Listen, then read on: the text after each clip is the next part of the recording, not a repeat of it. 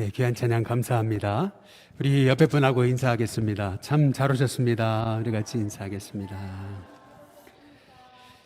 예, 우리 한 번 더 인사하겠습니다. 큰 은혜 받으시기 바랍니다. 마지막으로 인사하겠습니다. 말씀의 사람 되시기 바랍니다. 우리 같이 인사하겠습니다.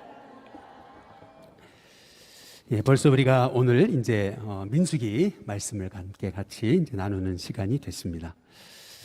오전에 잠깐 말씀드렸다시피 어거스틴은 예수님을 만난 다음에 그의 인생이 바뀌고 시간을 보는 개념도 바뀌었어요.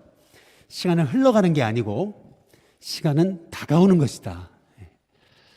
흘러간다고 생각할 때는 다 그냥 모든 게 허무하고 붙잡을 수 없고 그 흘러가는 시간 속에서 하나님의 계획을 알 수 없었어요.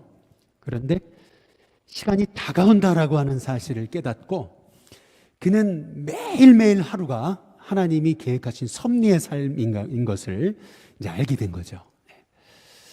그래서 그 어거스틴의 유명한 그 시간과 영원이라고 하는 책을 통해서 그리스도인은 시간을 어떻게 봐야 되는가, 시간에 관한 개념, 이것에 대한 새로운 이제 눈이 떠져야 되는 것이죠. 저는 벌써 이제 바이블 하이킹을 하면서 이제 벌써 민수기가 됐어요. 매주 시간이 흘러가는 게 아니고, 이번 주는 또 민수기의 말씀이구나. 계속 하나님이 매주마다 이제 새롭게 이제 말씀하시는 이제 그 은혜를 이제 경험하게 됩니다. 오늘은 이제 민수기인데요. 민수기라는 그 이름은 영어로 Book of Numbers죠. 여기서 numbers, 숫자들이라고 하는 뜻이 바로 민수기입니다. 이 민수기라고 하는 이름이 생겨진 이유는 민수기 안에 두 번의 인구조사가 있기 때문에 그렇습니다. 몇 장과 몇 장이요? 스크린에 나와 있죠? 몇 장과 몇 장이요? 1장과 26장에 이제 두 번에 걸친 인구조사가 나와요. 첫 번째 인구조사는 출애굽 1세대에 대한 인구조사고요. 두 번째 26장에 나와 있는 인구조사는 출애굽 2세대에 관한 인구조사예요. 그래서 헬라어 성경, 라틴어 성경에서 바로 이 숫자를 셌다라는 의미에서 바로 민수기 그리고 넘버스라고 하는 그런 이름이 생겨진 거예요. 그러나 히브리어 성경의 제목은 다릅니다. 그거 아십니까? 히브리어 성경의 제목은 달라요. 히브리어 성경의 제목은 히브리어로 베미드바르라고 합니다. 이 베미드바르라고 하는 말은 광야에서라는 뜻입니다. 어찌 본다면은 이 히브리 성경에 나와 있는 이 민수기의 제목이 실은 민수기의 핵심을 얘기하는 거다, 이렇게 생각이 듭니다. 민수기에서 기록하고 있는 것은 광야에서 있었던 일, 그것을 기록해 놓고 있는 거예요. 다시 말하면 우리 인생 광야와 같습니다. 척박하죠. 때로는 물도 없습니다. 때로는 먹을 것도 없어요. 고난이 있습니다. 그러나 이스라엘 백성들처럼 습관적으로 원망하며 살 거냐는 거예요. 그래서 민수기의 핵심은 이 광야 같은 인생 속에서 출애굽 1세대처럼 애굽에서 배웠던 그 노예 근성, 구원받지 못했던 그 노예 근성, 그 근성 가지고 문제만 오면 원망할 거냐는 거예요. 그래서 하나님께서 출애굽 2세대를 세우시는 거예요. 그래서 두 번째 인구조사가 나오죠. 이게 다 광야에서 있었던 일이에요. 광야 같은 인생 속에서 원망하며 살 거냐, 그래서 출애굽 1세대처럼 멸망당할 거냐, 아니면 출애굽 2세대처럼 때로는 광야 같은 인생에서 어려움이 있지만 여호수아 갈렙처럼 한번 하나님이 주신 약속의 땅, 그 약속 부여잡고 한번 도전하는 인생 살지 않겠냐, 어느 쪽의 삶을 선택하겠냐.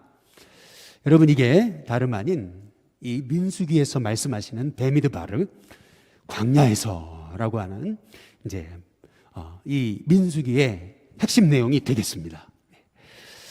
그렇다면 이 민수기를 이해하기 위해서 먼저 서론적인 말씀을 좀 드려야 되는데, 우리가 지금까지 살펴봤듯이 이스라엘 백성 출애굽하잖아요.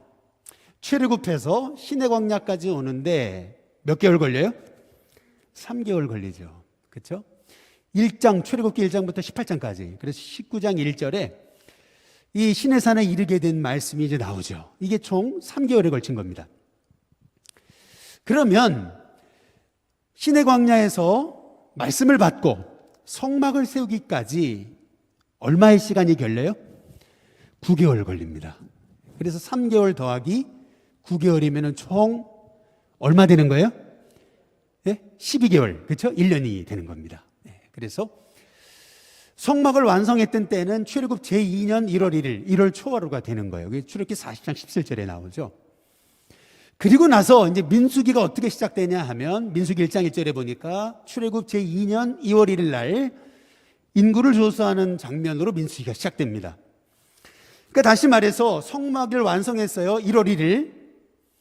그리고 나서 민수기가 2월 1일 날 시작을 해요. 그렇다면 레위기의 말씀은 얼마 동안 주어진 거예요? 딱 한 달입니다. 한 달. 한 달 동안 회막에서 부르셔서 하나님이 번제, 소제, 그리고 화목제, 속건제, 속제제 제사를 알려주시고, 그리고 제사장을 세우시고 그 제사장의 직분이 얼마나 귀한지 알려주시고, 그리고 나서 이스라엘 백성들로 하여금 7가지 절기, 그것은 이스라엘의 명절이 아니라 하나님 여호와의 절기라 그랬어요. 그래서 그 7절기는 단지 우리식으로 우리의 설날, 추석, 아니 왜 우리는 추석도 코로나 때문에 못 세는데 이스라엘의 절기를 배워야 되느냐, 그렇게 반문하는 분들이 많다 그랬어요. 이 레위기에 나오는 7가지 절기, 이것은 이스라엘의 절기가 아니고, 한번 따라해 보겠습니다. 여호와의 절기, 하나님이 세우신 절기다. 그래서 이 7절기를 통해서 예수님이 십자가의 죽으심 6월절, 예수님의 부활 초막절, 그리고 예수님께서 초실절, 그리고서 예수님께서 부활 승천하신 다음에 성령이 오시죠. 그게 뭐예요? 그게 오순절. 그리고 나서 바로 주님이 다시 오시는 사건, 초막절의 사건임을 이제 함께 나누었습니다. 민수기를 이해하기 위해서 우리는 두 번째 또 알아야 되는 게 뭐냐면, 민수기 1장 1절에서 첫 번째 인구조사가 시작되죠. 그게 어디에서 일어난 거예요? 시내 광야에서. 누구와 함께요? 아론과 함께. 모세가 아론과 함께 첫 번째 인구조사를 합니다. 그때가 언제예요? 출애굽 제2년 2월 1일이었어요. 그러다가 이제 인구조사가 다 끝내요. 그리고 짐 배치 다 끝나요. 그리고 나서 이제 출발하죠. 그게 출애굽 2년 2월 며칠이에요? 20일입니다. 민수기 10장 11절에 나와요.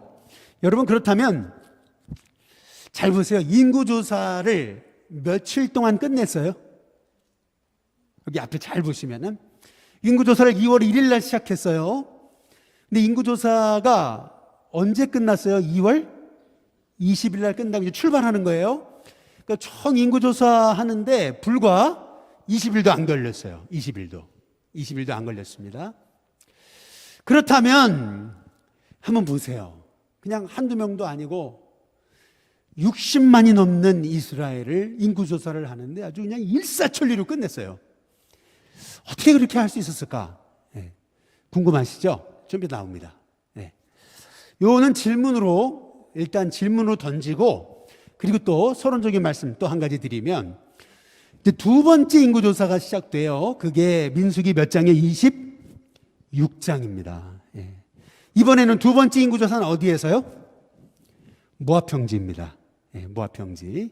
모압 평지라고 하는 말은 벌써 이스라엘 백성들이 광야에서 40년의 세월을 보냈음을 의미하는 겁니다. 드디어 40년의 세월이 지났어요. 이번에는 이제 인구조사를 하는데 모세를 돕는 사람이 누구였어요? 엘르아살입니다. 엘르아살이 누구예요? 아론의 아들이에요. 이것이 의미하는 게 뭐예요? 세대 교체가 이루어졌음을 얘기하고 있는 겁니다. 근데 그때가 언제냐? 40년째 출애굽 광야 세월 40년째인 걸 알 수 있습니다. 어떻게 알아요? 신명기 1장 3절에 보면 모세가 바로 마지막 그 고별 설교를 했던 때가 40년 9월인 걸 알 수 있습니다. 또 이제 좀 이따 살펴보겠지만 민수기 20장 1절에 보면은 첫째 달에 이렇게 나와요. 네. 첫째 달에 이렇게 나오는데 몇 년이다는 얘기는 안 나와요. 몇 년이다는 얘기는. 네. 그런데 민수기 20장 뒷부분에 보면은 아론이 죽어요. 아론이 언제 죽어요? 40년째 되는 5월에 죽어요. 네. 그러니까 이 첫째 달이라고 하는 건 뭐예요? 다름 아닌 벌써 40년째가 됐다는 의미죠. 그래서 민수기를 우리가 전체적인 그 구조를 한눈으로 우리가 본다면은 민수기의 구조는 뭐냐면 출애굽 1세대에 대한 사건, 그게 민수기 1장부터 몇 장까지요? 25장까지고요. 이제 출애굽 2세대에 대한 사건, 그것은 뭐예요? 민수기 26장부터 36장에 이제 나와 있는 거예요. 그래서 민수기 1장부터 25장까지 여러분 읽으시면서 이거는 출애굽 1세대가 겪은 거예요. 네, 그렇게 이해하시면 돼요. 그리고 민수기 26장부터 36장까지는 출애굽 무슨 세대요? 2세대에게 주신 말씀이다. 이렇게 여러분이 이해하시고 민수기를 보시면 베미드바르 광야에서 1세대는 어떻게 살았고 2세대에게 주신 말씀이 뭔지 여러분이 분별할 수 있는 겁니다. 이제 민수기의 본론으로 들어가면은 이제 첫 번째 인구조사가 시작되죠. 민수기 1장부터 이제 8장까지의 이제 말씀입니다. 먼저 민수기 1장 46절 첫 번째 인구조사에 관한 말씀의 이제 마지막 인구조사를 딱 하고 나서 결론적인 말씀, 그게 뭐냐면 계수된 자의 총계는 몇 명이에요? 예. 여러분에게 친절하게 아라비아 숫자로 해놨습니다. 한글로 해놓으니까 헷갈려요 막. 그래서 60만 3,550명이었습니다. 여러분 이렇게 지금 첫 번째 인구조사 출애굽 1세에 대한 인구조사를 마치고 그 인구수가 60만 3,550이었다라고 우리에게 말씀하고 계시는 목적이 있어요. 그게 뭐냐면 여러분이 창세기 12장 2절에 보면 하나님이 아브라함을 부르시면서 너로 큰 민족이 되게 하겠다. 네. 그다음에 창세기 15장에 5절에 보시면 내 자손으로 하늘의 별과 같이 많게 하겠다. 이 약속을 주세요. 그러나 이 아브라함 시절에는 아들이 누구밖에 없어요? 언약의 아들 누구예요? 이삭 한 사람이에요. 또 이삭이 자식을 낳았는데 야곱과 에서는 에돔 족속이 돼버리고, 그리고 그냥 불과 이 이삭의 두 아들 중에 그것도 야곱 한 사람, 그 언약을 잊고 있어요. 한번 생각해 보세요. 그때 아브라함이 이 언약을 받을 때 너로 큰 민족을 이룬다. 네 자손이 하늘의 별처럼 셀 수 없게 많게 하겠다. 여러분 그 약속을 아브라함이 어떻게 했어요? 네, 아브라함이 믿으니 그것을 의로 여기셨다. 이렇게 말씀하시거든요. 오늘 여기 이 민수기 1장 46절에서 계수된 자의 총계가 60만 3,550명이었다라는 얘기는 하나님의 약속의 말씀이 성취된다는 사실을 우리에게 말씀하고 계시는 거예요. 우리에게 언약을 주시고 약속하신 하나님은 신실하십니다. 약속을 이루시는 여호와 하나님이세요. 그 약속은 1.1획도 변함없이 성취되는 거예요. 근데 오늘 여기 말씀을 잘 보시면은 그냥 60만 명이다. 뭐 예를 들면 유다 족속 7만 명이다. 뭐 그렇게 하면 끝날 것을 뭐 약 60만 명, 약 7만 명. 이게 사실은 기억하기도 좋고 성경에 60만 3,550 다 일일이 뭐 유다 족속은 7만 4,600명 뭐 이런 식으로 뭐 이렇게 자세하게 뭐 이렇게 그냥 하셨을까? 이유가 뭐예요? 한 사람도 하나님은 놓치지 아니하시고 그 한 사람 한 사람의 삶을 주목하시고 결국 하나님은 하나님의 약속을 세밀하게 이루어 가시는 하나님이심을 우리에게 약속하고 계시는 겁니다. 그 하나님이 바로 저와 여러분의 하나님이십니다. 여러분, 그 약속을 이루신 하나님 믿고 말씀에 서서 말씀 붙잡고 승리한 저와 여러분이 됐으면 좋겠습니다. 민수기 1장 27절 그 인구조사, 첫 번째 인구조사에서 우리가 주목할 건 뭐냐 하면 무슨 지파요? 유다 지파예요. 유다 지파를 주목해야 돼요. 왜냐하면 74,600명 제일 많습니다. 그 12지파 가운데 가장 많아요. 그것이 의미하는 게 뭐예요? 창세기 49장 8절에 12절까지의 약속처럼 너는 형제의 찬송이 될 거다. 유다의 이름처럼 너는 형제의 찬송이 된다. 너는 사자 새끼와 같다. 주가 너를 떠나지 않는다. 모든 백성에게 복종한다. 네. 루벤이 장자예요. 그러나 루벤은 아비의 침상을 더럽혔어요. 하나님께서 이 장자의 축복을 실제적으로 누구에게 주시는 거예요? 유다가 이어가는 거예요. 네. 그래서 오늘 민수기 이제 보게 되시겠지만은 민수기 10장 14절에 보면은 아까 제가 방금 전 그 PPT 한번 띄워주시면은 이 유다 지파는요 하나님이 진을 배치하시는데 제일 동쪽에 자리 잡습니다. 예, 제일 동쪽. 예. 민수기 10장 14절에 유다 지파가요 제일 동쪽에 다시 말하면 모든 이스라엘 백성의 선봉에 섭니다. 선봉. 예. 이제 안 보셔도 되고요. 여러분 전에 말씀드렸죠. 성막의 입구는 어디에만 있어요? 동쪽 한 군데 있습니다. 해 뜨는 곳 한 군데만 있어요. 이게 뭐예요? 동쪽이 제일 좋은 거예요. 네. 그래서 유다 지파가 동쪽의 세 지파 가운데도 리더 지파가 됩니다. 하나님이 이스라엘 백성으로 하여금 진을 배치시키시는데 성막을 중심으로 해서 동쪽에 몇 개 지파요? 세 개. 그 중에서 리더가 누구예요? 유다예요. 그리고 남쪽에 세 지파, 서쪽에 세 지파, 북쪽에 세 지파, 총 12지파. 하나님께서는 지금 민수기를 통해서 인구를 계수하시고 민수기 2장에서 진 배치 구도를 정해주세요. 무슨 말이냐면 저마다 하나님이 부르신 부름의 자리가 있다는 거예요. 그냥 성막을 중심으로 아무 데나 헤쳐모여 이게 아니고요. 바로 지파마다 하나님이 정해주신 진의 자리가 있어요. 그 진의 자리를 보면은 그 지파가 얼마나 하나님의 복을 받았는지 알 수 있어요. 그 대표적인 게 유다 지파입니다. 진 가장 동쪽, 그것도 제일 선봉, 제일 앞장서는 그러한 지파로 하나님이 축복하세요. 이것이 창세기 49장의 말씀대로 이루어진 겁니다. 우리가 이 인구조사에서 우리가 주목할 것은 뭐냐면 민수기 1장에 16절부터 17절인데요. 아까 말씀드렸죠. 인구조사를 하는데 2월 1일 날 시작해가지고 2월 20일 끝나고 이제 출발해요. 20일도 안 걸렸어요. 근데 잘 여러분 성경을 보시면 사무엘하 24장 8절에 보면 다윗이 인구조사 하는데요. 몇 개월 걸려요? 9달 20일 걸립니다. 총 거의 10개월 걸려요. 해봤자 이스라엘 지금 60만보다 2배 정도밖에 안 돼요. 숫자가. 그런데 그럼에도 불구하고 거의 10개, 10개월이 걸려요. 그런데 지금 오늘 이 이스라엘 백성들이 광야에서 숫자를 세는데 인구를 계수하는데 딱 20일 걸립니다. 이유가 뭐예요? 이유가 뭡니까? 거기 나와 있죠. 그들은 회중에서 부름받은 자요. 그 조상의 지파에 뭐예요?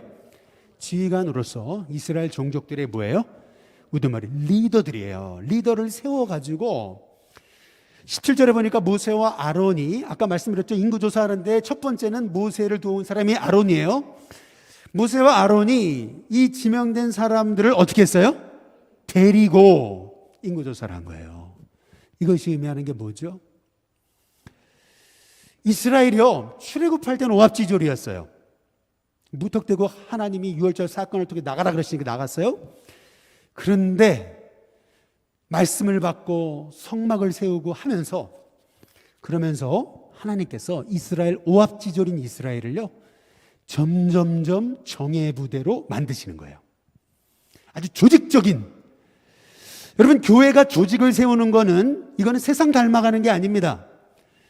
아니, 교회도 맨날 조직 세우냐고, 이게 세상이냐고, 이거 여러분 잘 모르시는 거예요. 왜냐하면 성경이 철저하게 이스라엘 백성들이 그 광야에서 적과 싸우려면 하나님이 이렇게 12지파의 두령들을 세워서 지도자를 통해서 일사불란하게 인구조사를 하는데 딱 20일밖에 안 걸려요.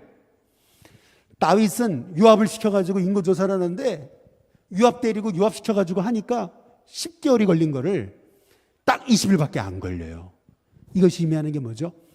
그만큼 우리 일신교회도 이렇게 그냥 어떤 체계와 조직 없이 사역을 하는 것은 하나님 기뻐하시는 게 아니에요. 하나님 기뻐하시는 건 뭐냐? 그것은 딱 교회가 체계가 잡혀야 돼요. 예를 들면 교구장님, 지역장님, 인도자님, 속장님 딱 나눠져 가지고, 또 교회학교 똑같아요.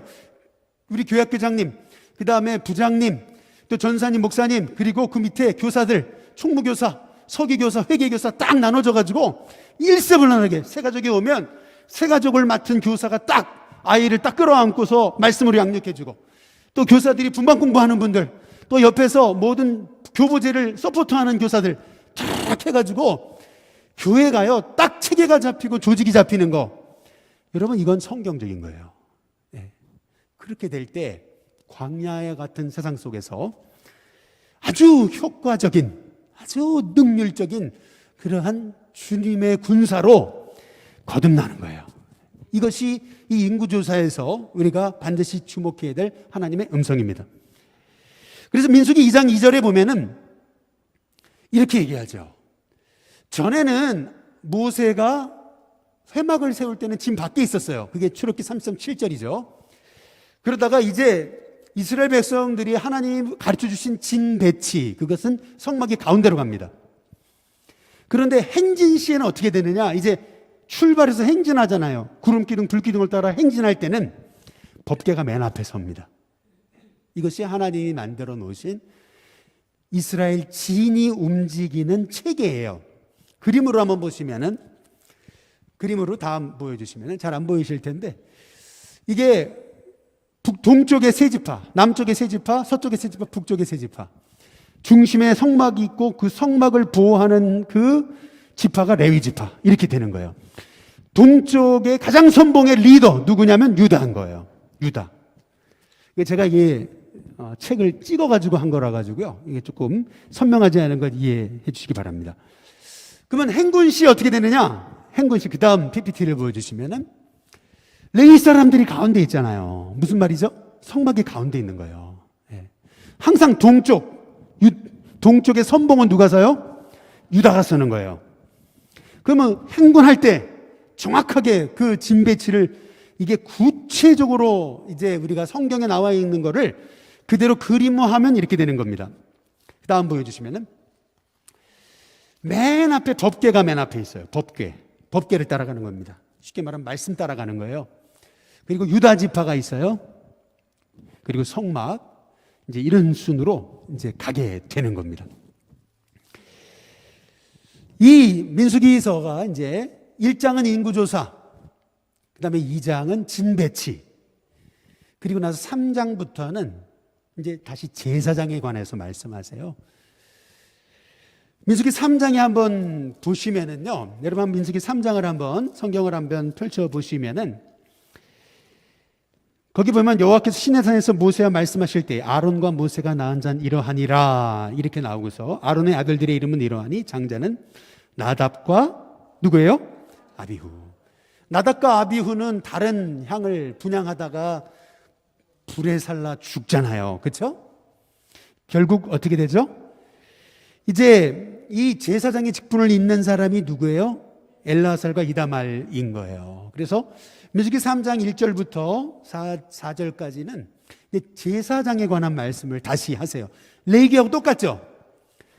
그런데 3장 5절에서부터 보면은요, 민수기에서는요, 레위기에서는 제사장을 세우고 제사장의 역할에 대해서 아주 구체적으로 나오잖아요. 나병에 걸린 환자를 어떻게 그렇게 진단하고 또 나병에서 낫다 선포하는 것에 대한 거를 13장 14장에 걸쳐가지고 쭉 설명하잖아요.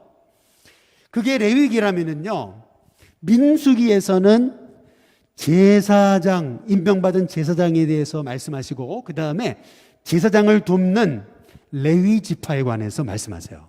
예. 하나님이 구별하여 주님의 성소를 섬기기로 하나님이 세우신 지파, 레위 지파에 대한 설명이 나오는 겁니다. 그러다가 이제 나머지는 여러분 레위기랑 많이 비슷해요. 그리고 나서 6장에 넘어가시면은 6장에 뭐가 나오는 거냐면요, 6장에 뭐가 나와요? 나실인에 관한 말씀이 나와요. 저를 한번 보시면 3장에 제사장, 레위인, 그 다음에 누가 나온다고요? 6장에 나실인이 나와요. 이 나실인은요, 잘 보시면은 2절에, 6장 2절에 보시면은 이스라엘 자손에게 전하여 그들에게 이르라. 남자나, 그 다음 누구요? 예, 여러분 여자도 나실인이 될 수 있습니다. 남자나 여자나 할 것 없이 특별한 서원, 어떤 서원이요? 나실인의 서원을 하고 자기 몸을 구별하여 여호와께 뭐 하려고 하면요? 드리려고 하면. 그렇죠? 여러분 나실인 하면 생각나는 사람 누구죠? 예, 여러분 삼손 제일 생각나죠. 삼손 같은 경우 어떻게 돼? 머리도 안 자르고, 그리고 뭘도 입에 댈 수 없어요?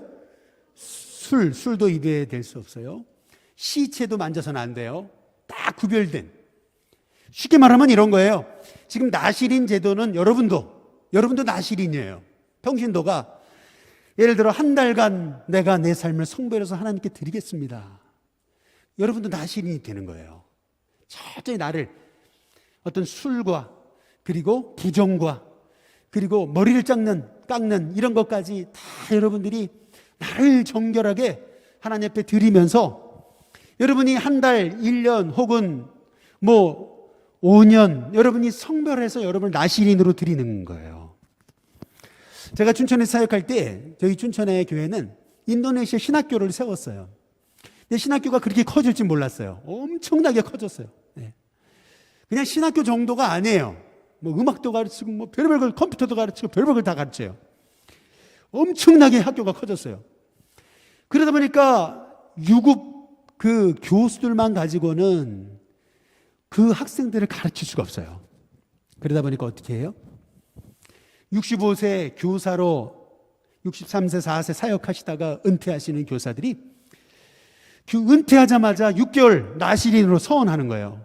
그래서 가서 자기가 그렇게 평생 가르치던 국어, 영어, 아니면 컴퓨터 이런 것들을 가서 6개월 동안 자비랭으로 가서 나실인처럼 섬기면서 신학교에서 가르치는 거예요. 다 자기가 먹고 살면서 다 자기가 자기 돈 들여서 일종의 이런 것들이 여러분 나실인인 거예요. 그런데 그 밑에 민수기 6장 2절에 다시 한번 띄워줘 보시면은 나실인하고 비슷한 단어가 하나 있죠. 그게 뭐예요? 나사렛. 그렇죠? 나사렛 예수. 나실인, 나사렛. 같은 그런 어원에서 나왔다 그래요. 무슨 말이에요? 예수님이 우리를 살리시기 위해서 예수님이 친히 우리를 위한 나실인이 되신 거예요. 철저히 33년간 이 땅에 오셔서 나 한 사람 구원하시기 위해서 자신을 성별하셔서 몸까지 내어주신 것. 그래서 우리 예수님이 나사렛에서 사셨다. 이것은 다름 아닌 주님이 우리를 위한 나실인이 되신 것이다. 이제 이렇게 설명하기도 하는 거예요. 마찬가지로 우리 일순교회 성도님들, 우리 평신도 성도님들 가운데도 한번 내 삶 들여서 예를 들면 이런 거죠. 새벽 내가 나실인이 한번 돼보겠습니다. 내가 예를 들어 금요일 날 낮에 전도하는데 한번 내 삶을 드려보겠습니다. 또 찬양하는데 내 삶을 드리겠습니다. 얼마든지 여러분은 여러분의 삶의 자리에서 나는 나실인입니다. 이 고백을 가지고 성별해서 여러분의 삶 지금도 드릴 수 있는 겁니다. 그래서 민수기 6장 이제 나실인에 관한 말씀이 이어지고 6장 23절에 보면 드디어 제사장에게 이스라엘 자손을 위해서 뭐하게 하세요? 축복하게 하세요. 민수기 6장 24절부터 26절은 여호와는 내게 뭘 주세요? 복을 주시고 지키시기를 원하며. 25절 여호와는 그의 얼굴을 내게 비추사 은혜 베푸시기를 원하며. 26절 여호와는 그 얼굴을 내게로 향하여 드사 뭐를 주셔요? 평강 주시기를 원하노라 할지니라 하라. 그 다음에 민수기 6장 27절에 보니까 그들, 다시 말하면 제사장들은 이같이 내 이름으로 이스라엘 자손에게 뭐하라고요? 축복할지니. 제사장의 사명은 뭐예요? 축복하는 거예요. 저와 여러분 오늘 권사님 기도하셨지만 우리 모두가 왕 같은 제사장이잖아요. 내가 주님이 부르신 제사장이다 라는 믿음의 확신이 있다면 여러분의 할 일, 그것은 뭐냐면 여러분의 가족, 만나는 사람, 또 여러분과 관계하는 모든 사람들을 축복하는 거예요. 축복의 사명. 그래서 여기 잘 보시면 그들은 이같이 내 이름으로 이스라엘 자손에게 축복할지니. 우리가 할 일은 뭐예요? 다만 축복하는 거예요. 그러면은 그 축복을 빌어주는 우리의 그 축복의 입술을 통해서 축복을 베푸시는 분은 누구세요? 하나님이세요. 내가 그들에게 복을 주리라. 우리가 할 일은 다만 입술을 열어 축복하는 거예요. 그럼 복은 누가 주세요? 하나님 주세요. 네. 저와 여러분이 이렇게 내가 받은 사명은 축복하는 거다. 그래서 땅에서 매면 어떻게 돼요? 하늘에서도 매이지만 땅에서 풀면 하늘에서 어떻게 돼요? 풀려요. 축복권을 여러분에게 주신 거예요. 부모로서 자녀를 마음껏 축복하며 사시기를 주님의 이름으로 축복합니다. 당장에는 응답되지 않는 것 같고 당장에는 아무 증거 아니 보여도요, 축복을 먹고 산 사람하고요 축복 없이 산 사람은 엄청난 차이가 있어요. 제가 우리 마목사님하고 늘 하는 얘기가 있어요. 우리 신학교는요 반 이상이 다 목사님 자녀들이에요. 우리처럼 평신도 자제 별로 명함 못 내밀어요. 딱 갔는데 뭐 감독님 아들, 뭐 1000명, 2000명 모이는 교회 목사님 아들, 다 목사님 아들인 거예요. 우리처럼 평신도 자제가 별로 없어요. 명함도 못 내려. 목사님 자녀들은 목사님 아들끼리 놀아요. 그래서 우리가 뭐라 하냐면 성골, 진골 뭐 그렇게 얘기를 해요. 예. 우리는 아무 데도 못 낀다고 이제 그렇게 얘기를 해요. 그래서요 제가 마목사님하고 늘 얘기하는 게 있어요. 목사님 자녀들이 한 걸음 뛰면 우리는 몇 걸음 뛰어요? 우린 10걸음 뛰어야 된다. 목사님 자녀들은요, 여러분 강아지, 그러니까 개 새끼는 개죠. 예?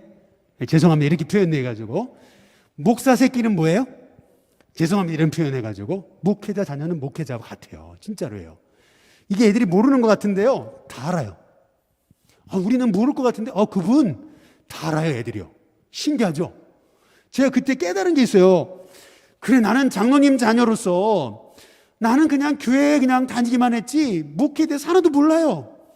근데 목사님 자녀들은 아니더라고요. 보니까 벌써 목사님 자녀들은요 달라도. 그러니까 목사님 자녀로 목회를 시작한 내 친구들이랑 저하고 차이가 나잖아요. 벌써 출발이 틀려요. 그래서 제가 마목사님 얘기하는 게 있어요. 우리는 다 목사님 자제가 아니잖아.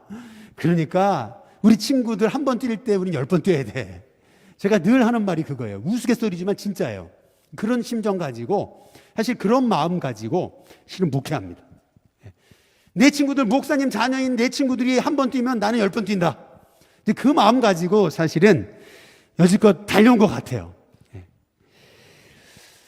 여러분이 제가 이 말씀을 드리는 이유는 뭐냐면, 여러분이 여러분 자녀 축복하면요 벌써 부모님의 축복 기도를 받고 자란 아이들하고요 전혀 축복 기도도 받지 않고 자란 아이들은요 달라요. 여러분, 이게요 달라요. 반드시 달라요. 확신 가지세요. 여러분이 입술로 여러분 가정을, 자녀를 여러분 축복하는 그 입술의 권세를 여러분 신뢰하세요. 땅에서 매면 하늘에 매이고 땅에서 풀면 하늘에서 풀린다. 여러분 그 입술에, 여러분 말에 넣어주신 그 입술의 권세를 가지고 여러분 저주하지 마시고 자꾸 책망만 하지 마시고 여러분 믿음으로 축복하고 격려하시기를 주님의 이름으로 축복합니다. 민수기 7장 1절에서 2절에 보면요, 이제 잘 보세요. 모세가 뭐 하기를 마쳐요? 장막 세우기를 마쳤어요. 거룩히 구별한 날입니다. 그 1절이 나오죠. 좀 길어서 생략했어요. 2절에 보시면 뭐라고 나오죠? 이제 이스라엘의 지휘관들, 우두머리들, 감독된 자들이 뭘 드려요? 헌물을 드려요. 우리도 뭐 장로님들 이렇게 이제 임직하실 때 헌물 드리죠. 근데 많은 분들이 그래요. 교회가 왜 이렇게 돈 밝히냐고. 이게 아니고요. 이게 성경적인 거예요. 하나님이 리더를 세우고 그들이 하나님 앞에 나를 드린다는 의미로 헌물을 합니다. 근데 여기 민수기를 잘 보시면은 28장에 보시면은 그들이 드렸던 헌신의 예물을 보면은요. 거기 28장에 매년 드리는 거거든요. 계산을 해보니까요. 그들이 드린 수소가 몇 마리인 줄 아세요? 여기 한번 앞에 스크린 보여주세요. 민수기 7장 1절에서 2절에 보면 이 앞에 보시면 됩니다. 수소가 몇 마리예요? 113마리. 순양은 몇 마리요? 32마리. 새끼 양은 몇 마리요? 1086마리. 밀가루는요? 한 톤이고요. 올리브유, 포도주는요 거의 1000병이 넘습니다. 이야, 이스라엘 백성들 도대체 뭐 먹고 살았을까? 네. 저렇게 많이 드리고. 그게 아니고요. 여기서 말씀하시는 메시지의 핵심은 뭐냐면요. 그만큼 그 광야에서 하나님이 이스라엘을 축복하셨다는 얘기입니다. 저렇게 드리고도 남고 넘쳐났어요. 저렇게 드릴 수가 있었어요. 그 말의 의미가 뭐예요? 그만큼 하나님이 이스라엘 축복하셨다는 얘기거든요. 여기 민수기에서 여러분 한번 읽어보세요. 민수기 18장만 읽을 때 한번 계산해 보세요. 얼마나 양의 숫자와 그런 게 많은지 몰라요. 근데 어떻게 이걸 다 드렸을까 생각될 정도예요. 이 말의 의미가 뭐죠? 하나님이 그들을 그만큼 축복하셨다는 얘기입니다. 드릴 게 있었어요. 마찬가지예요. 하나님은요, 여러분을 복 주시기를 원하십니다. 그 믿음 가지고 한번 담대하게 사세요. 담대하게 믿음, 죄 우선순위로 놓고 한번 믿음 안에 살아보세요. 맡기면 살아보세요. 하나님이 여러분을 맡아 주관하시고 책임지실 줄로 믿습니다. 민수기 8장에 이제 14절, 이제 15절에 보면은 아까 말씀드렸죠. 제사장을 도와서 성막을 관리하는 성막지기들, 레위인들에 관한 말씀을 우리가 함께 나누고 있는 거죠. 거기 보면 레위인을 어떻게 하라고요? 구별하라 그래요. 그들이 하는 일이 뭐예요? 15절에 성막에 들어가서 뭐 하는 거예요? 봉사하는 거예요. 그런데 민수기 8장 24절부터 25절에 보면은 이 민수기에 나타난 레위인의 자격이 나와요. 우리식으로 말하면 목회자 정년이 있잖아요. 정년. 여러분도 뭐 여러분 직장에 정년이 있잖아요. 마찬가지로 레위인의 정년은 언제냐면 민수기 8장 24절부터 25절에 보면 25세에서 50세라고 나와요. 그 일을 그 다음부터는 쉬어 봉사하지 말아야 될 거다 이렇게 얘기하거든요. 몇 년 동안 하는 거예요? 25년 하는 거거든요. 근데 잘 보세요. 민수기 4장 23절에 보시면은 몇 세 이상이요? 30세 이상에서 50세까지라고 얘기해요. 몇 년의 차이가 나요? 5년 차이 나죠. 아니 어디는 25살부터 50살이라 그랬다가 또 어디는 30세 이상이래요. 뭐가 맞는 거예요? 둘 다 맞는 거예요. 근데 왜요? 이 5년, 25세부터 30세까지는요, 쉽게 말하면 훈련 준비 기간이에요. 정확히 말하면 인턴십 기간입니다. 우리 목회자 같은 경우도 신학교에 입학하면 4년 공부하죠. 그리고 저희같이 신학교를 나온 사람은 2년만 대학원 공부하면 돼요. 이게 이제 신학교 과정이에요. 그러면 2년 대학원을 마치면 그 다음부터는 목회를 나갈 수 있어요. 그러나 일반 대학을 나오는 사람 있잖아요. 이런 분들은 일반 대학을 4년 공부했어요. 그러면 대학원을 몇 년을 해야 돼요? 3년을 하는 거예요. 그걸 가리켜서 MDiv 코스라 그러는 거예요. 그러니까 무슨 말이냐면은 저는 신학교를 나왔죠 4년, 그리고 대학원 2년을 해서 6년, 이 6년의 과정을 MDiv에서는 3년의 인텐시브로 하는 거예요. 집약해가지고. 그래서 MDiv를 마치면 그때부터 목회할 수 있어요. 그러니까 이게 우리가 전도사님으로서 신학교 다니고 그리고 인턴십 과정을 거치는 이게 레위인으로 말하면 25살부터 시작해서 30살까지 5년 동안 레위인을 훈련시킨 것과 똑같은 거예요. 예. 훈련은 어떻게 받아야 돼요? 단내나도록 받아야 돼요. 예, 훈련은 어떻게 해요? 단내나도록. 예. 지난주에 제가 레위기 말씀을 마치고 유튜브 우리 황 전사님이 이제 편집한 걸 보니까 거의 1시간 30분 설교를 했더라고요. 예, 속으로 그랬죠. 윤 목사 미쳤다고. 예. 주일날 오후에 이 코로나 기간에 설교를 1시간 반이나 했어. 예, 속으로. 예. 그런데 제가 그렇게 생각하고 있어요. 뭐냐면 훈련은 어떻게 해요? 단내나도록 해야 되는 거예요. 제대로 해야 돼요. 예. 여러분이 말씀으로 훈련받고 말씀으로 세워지면요, 그건 가치 있는 일이에요. 예, 가치 있습니다. 예. 저는 지금 이제 담임 목사로 사역하지만은 지난 목회 세월이 제가 되게 빨리 목회 시작했거든요. 근데 그동안 열심히 했다고 생각했는데도 지금도요, 그때 이렇게 했으면 좋았을 걸 참 후회되는 게 너무 많아요. 예. 그래서 저는 우리 여기 황 전사님 계시지만은 우리 사역자들 평일날 노는 거 그냥 못 봐줍니다, 잘. 예, 보기보다. 할렐루야. 제가 어떤 분이 그냥 윤 목사님 밑에 있으면 너무 편할 거라고 그러는데 제 밑에 있으면 굉장히 힘듭니다. 얼마나 일을 많이 시키는지 몰라요, 사실은요. 일을 아주 그냥 철저하게 시키려고 애씁니다, 제가 스스로가. 왜요? 훈련 받고 열심히 하다가 목회 나가야지, 설렁설렁하다 목회 나가면요, 얼마나 유혹이 많은지 몰라요, 사실은요. 누가 뭐 감시합니까? 아니잖아요. 누가 놀러 다닌다고 알아요? 몰라요. 그건 누가 컨트롤하는 거예요? 내가 컨트롤하는 거예요, 스스로가. 허튼 데 보지 않으려고 말이에요. 얼마나 지방에서 교단에서 정치하는데 오라고 얼마나 콜 많이 하는지 아세요, 여러분? 딱 한 번 얼굴 비추고 안 나가는 거예요. 그 다음부터 안 나갑니다. 아주 딱 얼굴 끊어버려요. 그렇지 않으면은 사용 못해요. 새벽에 일어나도요, 새벽기도 끝나고 남산 올라가요. 막 걸어서 올라갑니다. 그리고 저 더 넘어가가지고요, 뒤로 넘어요. 바로 내려오지 않아요. 앞으로 넘어가가지고 저쪽 국립극장 쪽으로 내려가가지고 다시 돌아가지고 옵니다. 예. 저녁에도요, 저녁 먹고요, 또 올라갑니다. 또 절로 내려가가지고 돌아서 어느 날 딱 이 핸드폰 몇 보를 걸었나 봤더니요, 36,000보를 걸었고요. 어느 날 딱 보니까요, 딱 잘나고 눈 뜨고 딱 이렇게 해서 몇 보 걸었나 봤더니요, 2만 2보 걸었더라고요. 깜짝 놀라가지고 더 걸어야지. 왜요? 2만 2. 예. 예. 조크였습니다. 진짜였어요. 2만 2더라고요. 딱 집었어요. 그리고 저기 우리 가족 카톡방에, 야, 내가 2만 2 벌었다. 이렇게 했다니까요. 이 말씀을 드리는 이유는 뭐냐면, 하나님 앞에 쓰임 받으려면요, 구별돼야죠. 그렇죠?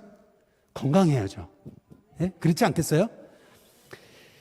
왜냐하면은요, 여러분 보세요. 민수기 4장 24절부터 26절에 보면은 레위 지파의 게르손 종족이 할 일, 맬 것 잘 보세요. 25절. 성막에 뭐예요? 휘장들. 그리고 뭐죠? 회막. 그리고 그 뭐예요? 덮개. 그 위에 뭐죠? 해달의 가죽 덮개. 그 다음에 회막, 휘장문을 메고 26절 뜰에 또 뭐죠? 휘장. 성막과 또 제단 사방에 있는 뜰에 뭐요? 휘장문. 그리고 그 줄들. 그것에 사용하는 모든 또 뭐예요? 기구를 다 매야 돼요.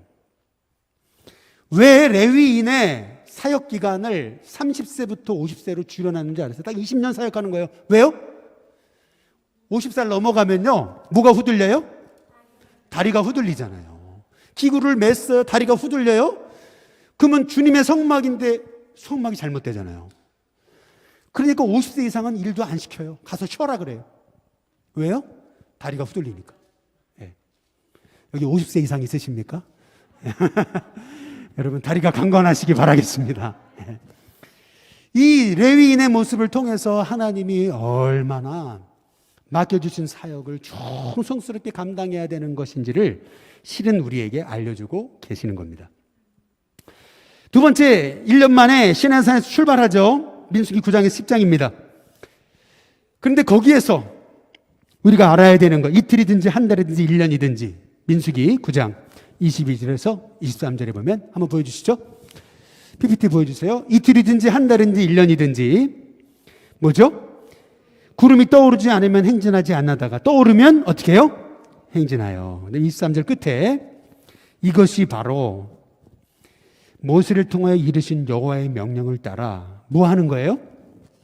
여호와의 직임을 지키는 거예요. 네. 뭐가 여호와의 직임입니까?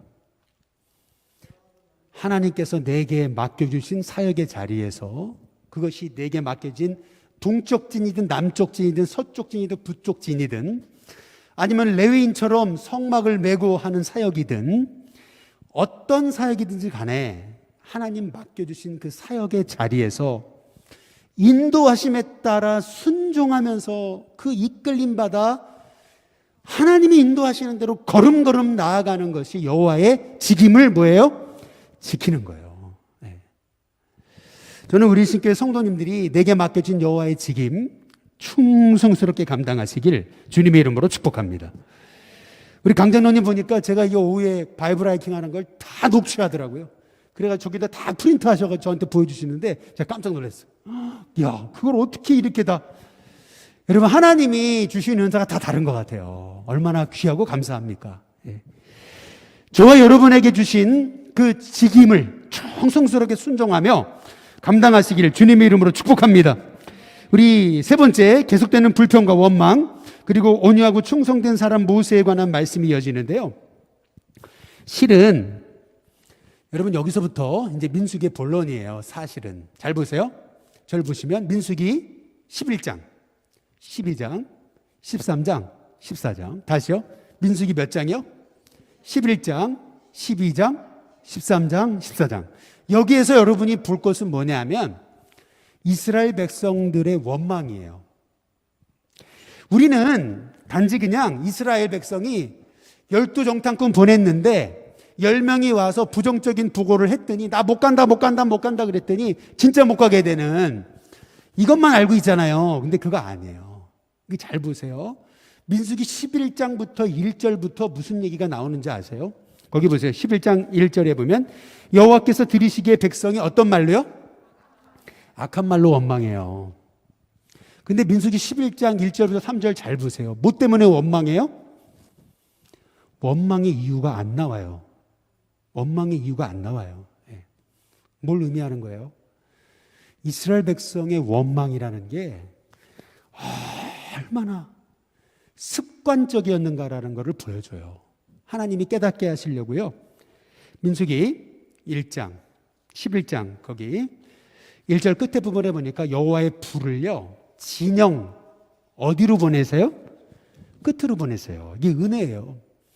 여호와의 불이 진영 한복판에 떨어졌으면요 다 죽었어요. 근데 하나님은 끝에서 불을 일으키세요. 뭐예요? 깨달으라고, 원망하지 말라고. 그렇잖아요. 네. 결국 백성이 모세에게 불이 지기 때문에 모세가 여호와께 기도하니까 불을 껐잖아요. 왜요?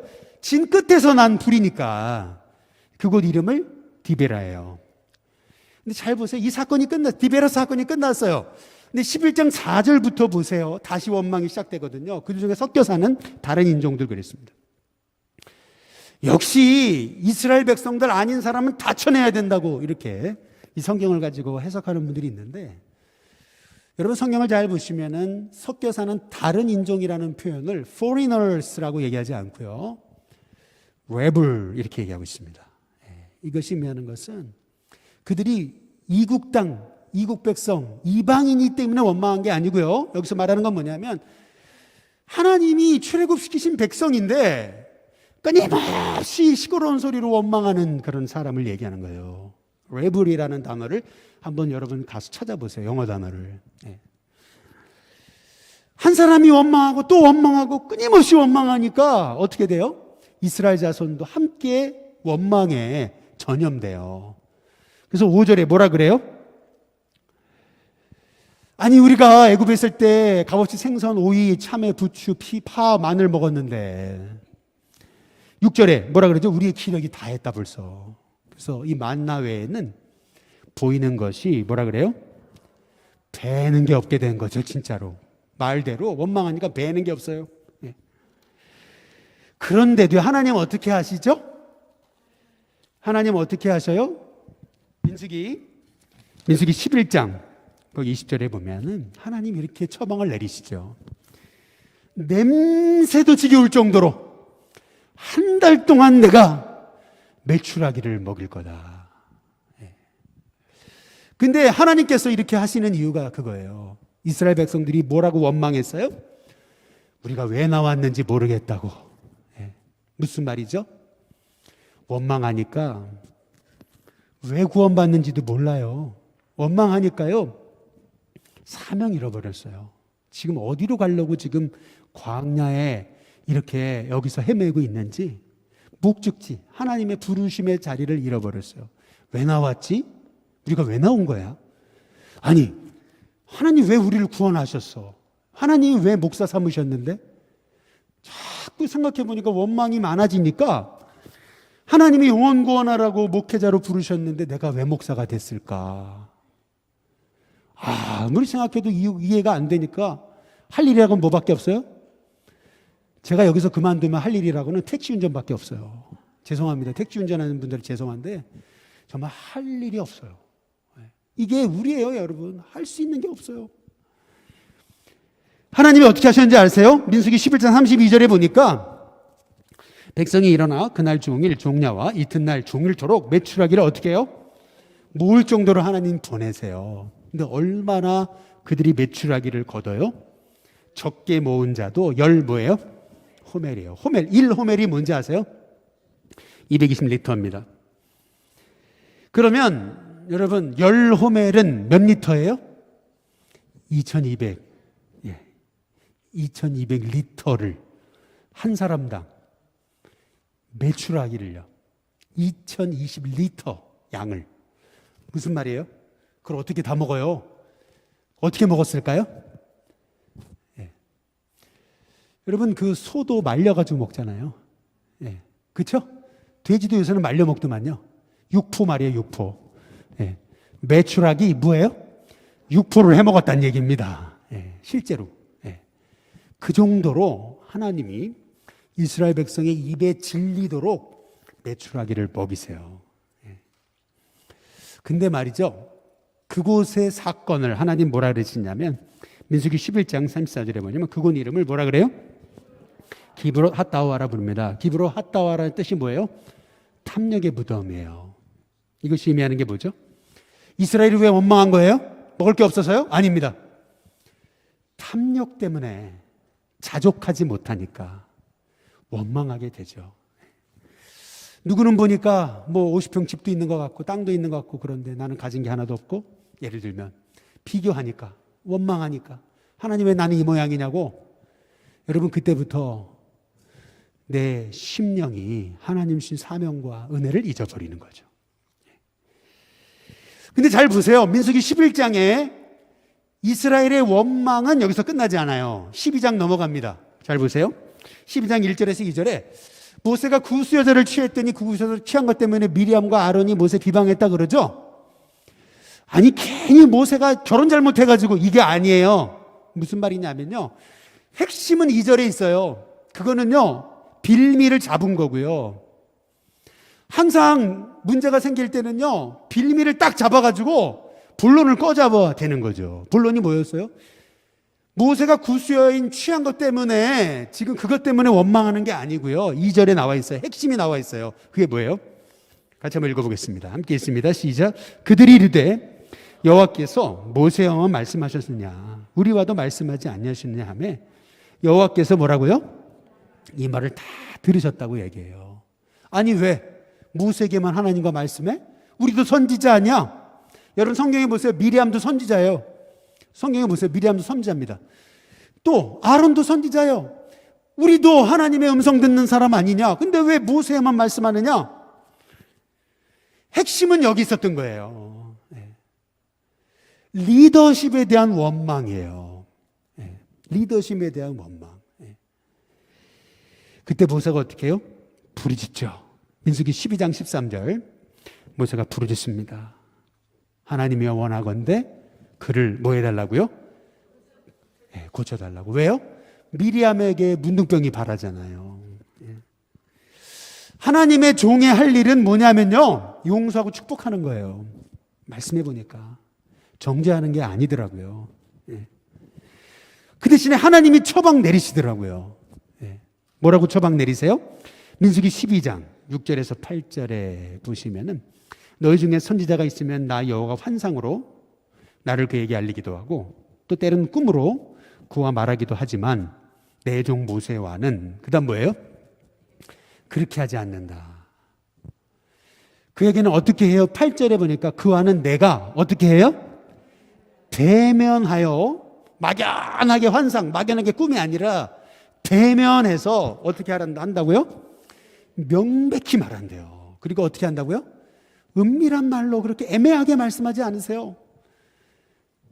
모세가 받은 축복이라는 거예요. 근데 그 이유가 나오죠. 7절에 보니까, 끝에 부분에 보니까 뭐라고 얘기하죠?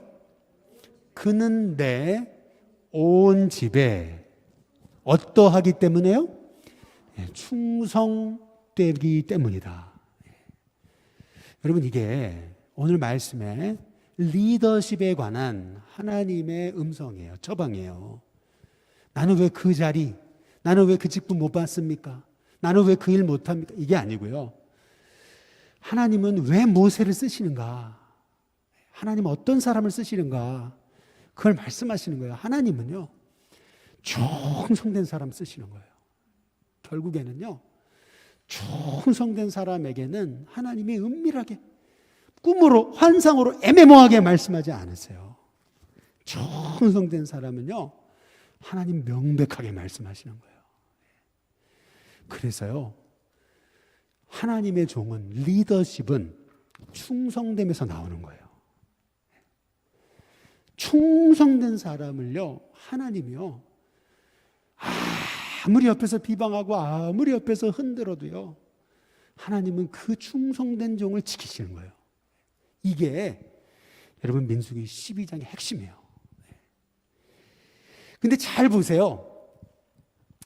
우리는 자꾸 누가 이렇게 힘들게 한다고 자꾸 내 마음이요, 그 문제에 집중하잖아요. 제가 이번 주에 참, 지난주에 좀 몇 번 넋놓고 있었을 때가 몇 번 좀 있었어요, 사실은.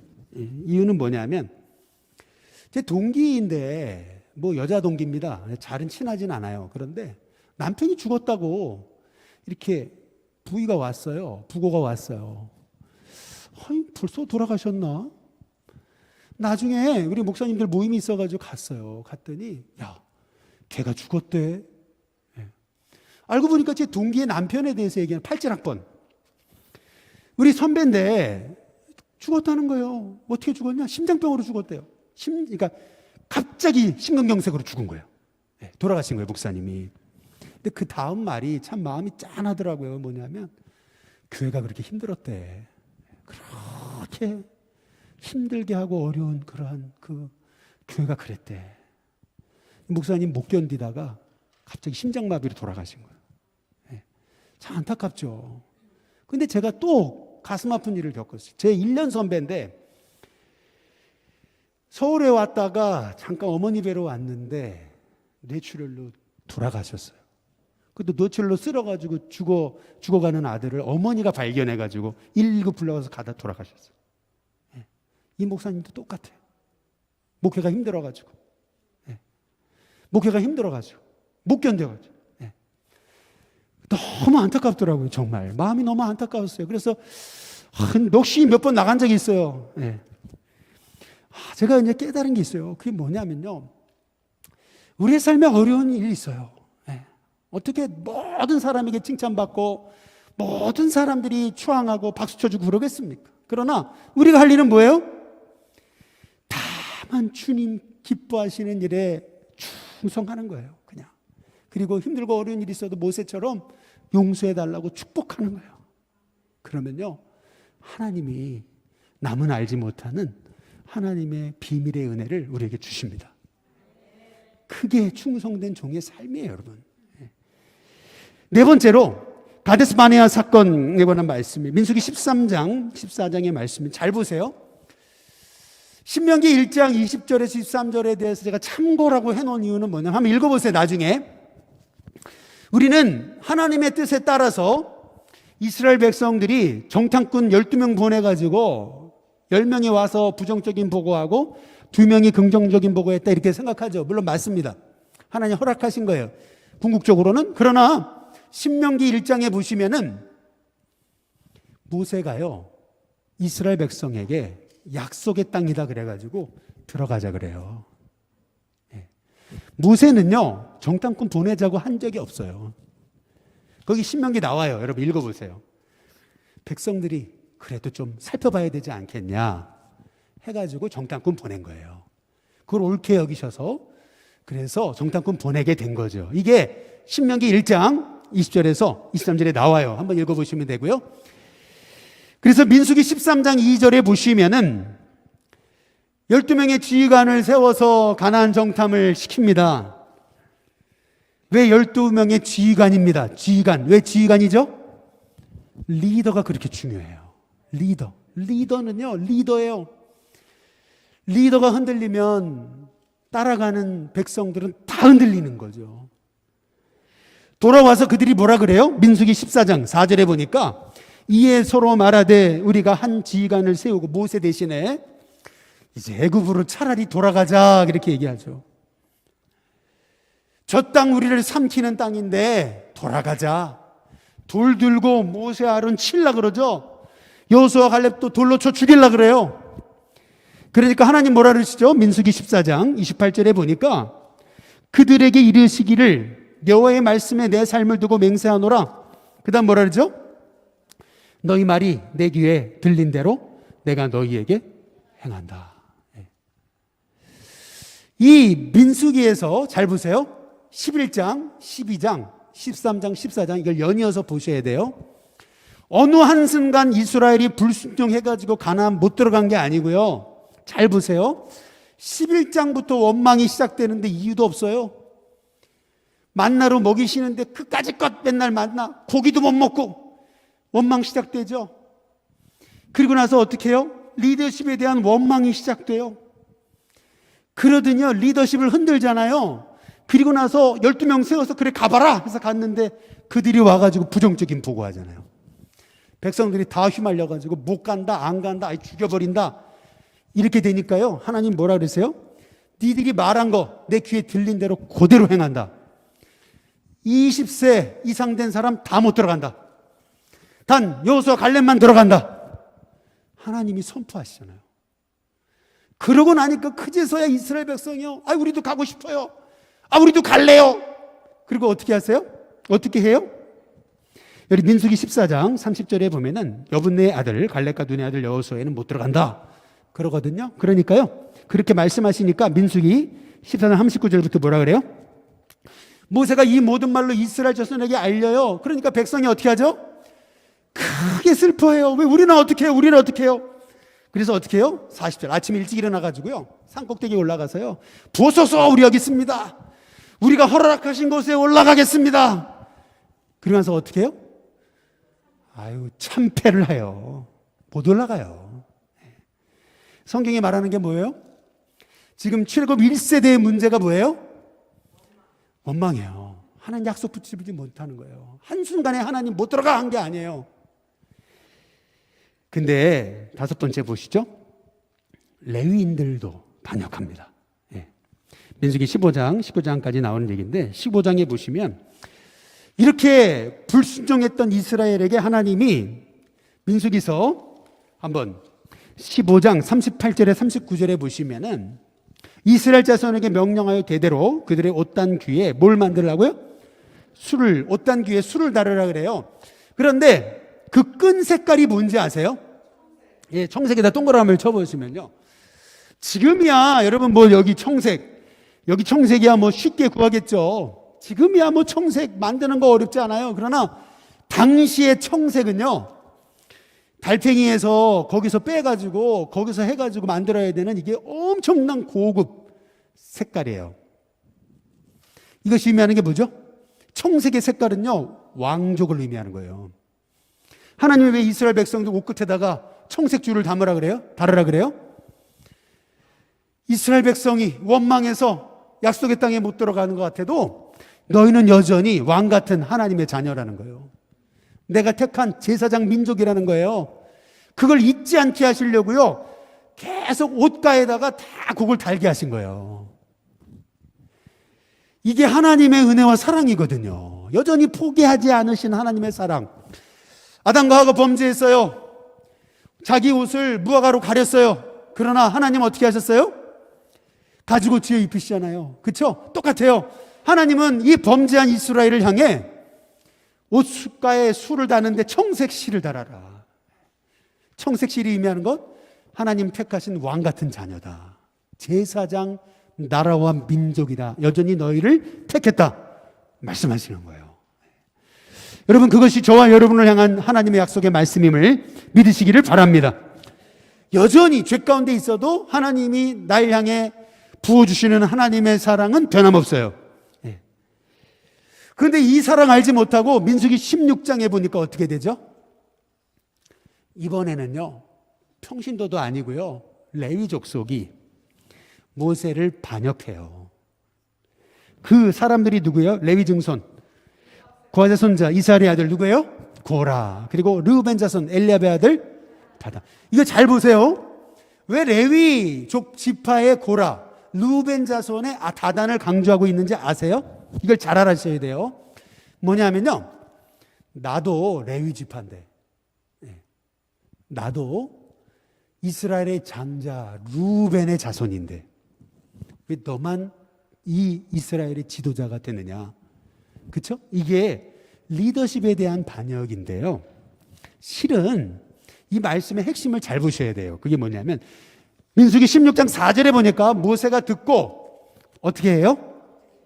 모세가 하는 일은 엎드리는 거예요. 우리가 할 일은 오해받고 어려움 당하고 시험 당해도 그 여러 가지 소리를 듣고 우리는 뭐 하는 거예요?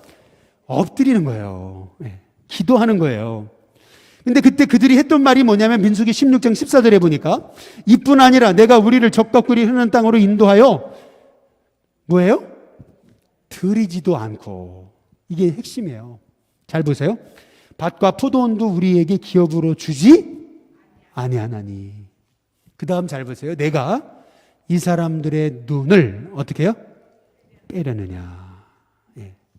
여러분, 눈을 뺀다는 게 무슨 말인지 아세요? 눈 뺀다. 이게 무슨 말이냐면요, 이스라엘의 이게 속담인데 이게 뭐냐면 상대를 속인다는 거예요. 아니, 우리 가나안에 보낸다며. 아니, 우리에게 엄청난 복 준다며.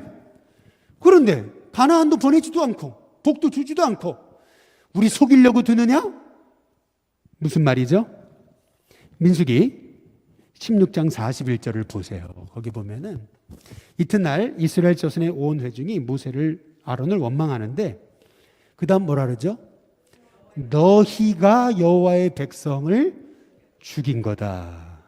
이게 무슨 말이죠? 이스라엘 백성이요, 불순종해서 가나안에 못 들어가잖아요. 근데 자기들이 오기, 하나님 가지 말라 그랬는데 오기로 올라가잖아요. 수많은 이스라엘 죽죠. 근데 그렇게 된 사건을 누구 탓이라 그러는 거예요? 모세 탓이라는 거예요. 너 때문에 여기까지 나와가지고 여기서 죽고 굶주리고 어차피 못 들어갈 거 우리 눈 뺄라 그러는 거야? 우리 속일라 그러는 거야? 이게 무슨 말이죠? 불순종은 본인들이 하고 원망은 누구한테 하는 거예요? 모세와 아론에게 하고 있는 거예요. 결국 하나님 진노하시죠. 어떻게 진노하세요? 연병이 시작됩니다. 그러니까 어떻게 해요? 민수기 16장 47절에 보면 아론이 모세의 명령을 따라 향로를 가지고 회중에게 어떻게 해요? 거기다 동그라미를 치세요. 달려갑니다. 향로를 가지고 회중에게 달려가요. 왜 달려가요? 한 사람이라도 살리려고. 아론이 막 진중을 뛰어다니면서 향로를 가지고 회중에게 달려가면서 그들에게 백성의 죄의 속죄를 선포합니다. 정결을 선포해요. 이것이 의미하는 게 뭐예요? 결국 아론과 모세는 그렇게 백성들에게 원망을 당하지만 모세와 아론은 그들 용서하고 축복을 선포하고 있는 거예요. 네. 여러분, 이게 제사장의 역할, 왕 같은 제사장인 저와 여러분의 사명입니다. 이렇게 말도 안 되는 거 가지고서 원망하고 불평하고 너 때문이다, 너 때문에 못 가게 된 거다, 네가 데리고 와가지고. 여러분, 그렇게 원망하지만 모세와 아론은 끝까지 그들 살리려고 몸부림치는 거. 여러분, 이것이 민수기의 사건이에요. 이게 주님의 종, 여러분 속회 지도자로 또 교사로 주님의 직분자로 부름받은 종이 할 일이라는 거죠. 여섯 번째로 무리바 사건이 일어나죠. 무리바 사건은 뭐예요? 무리바 사건은 뭐냐면요, 모세와 아론이 가나안에 못 들어가게 된 사건을 얘기하는 거예요. 그게 무리바 사건입니다. 네. 근데 민수기 20장 1절 한번 보세요. 1절에 보면 아까 말씀드렸죠? 뭐라 그러죠? 뭐래요? 첫째 달에. 한번 따라해 보겠습니다. 첫째 달에.